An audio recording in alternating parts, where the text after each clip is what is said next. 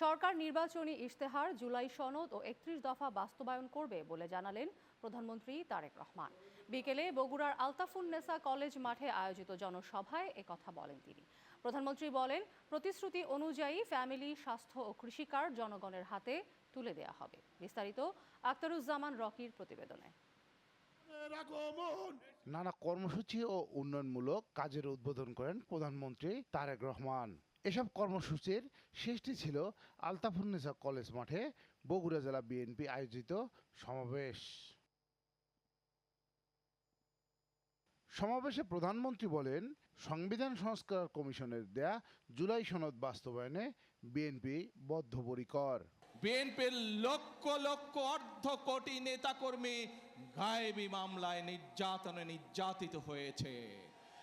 আজ এই হাজারো মানুষের সামনে দাঁড়িয়ে এই মিডিয়ার সামনে পরিষ্কারভাবে আমি আবারও বলে দিতে চাই, সংসদের দক্ষিণ প্লাজায় দাঁড়িয়ে বাংলাদেশ জাতীয়তাবাদী দল যে জুলাই সনদে সই করে এসেছে, সেই জুলাই সনদের প্রত্যেকটি শব্দ, প্রত্যেকটি অক্ষর আমরা ইনশাআল্লাহ এক এক করে বাস্তবায়ন করব।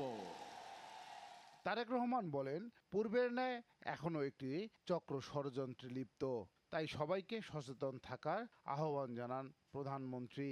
মুক্তিযুদ্ধের সময় আমরা দেখেছি তারা কিভাবে বিভ্রান্তির চেষ্টা করেছে দেশের মানুষকে।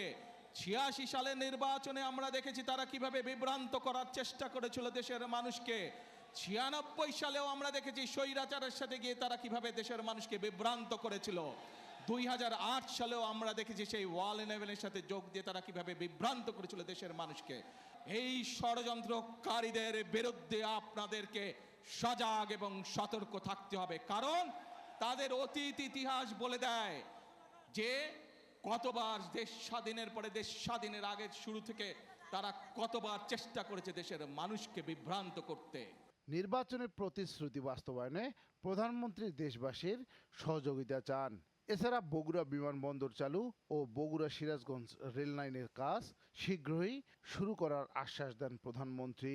সেই শপথ হবে প্রত্যেকটি প্রতিশ্রুতি ইনশাআল্লাহ যাতে আমরা বাস্তবায়ন করতে পারি, প্রত্যেকটি প্রতিশ্রুতি আমরা বাস্তবায়ন করব। Aktaruzzaman Rocky, channel 9।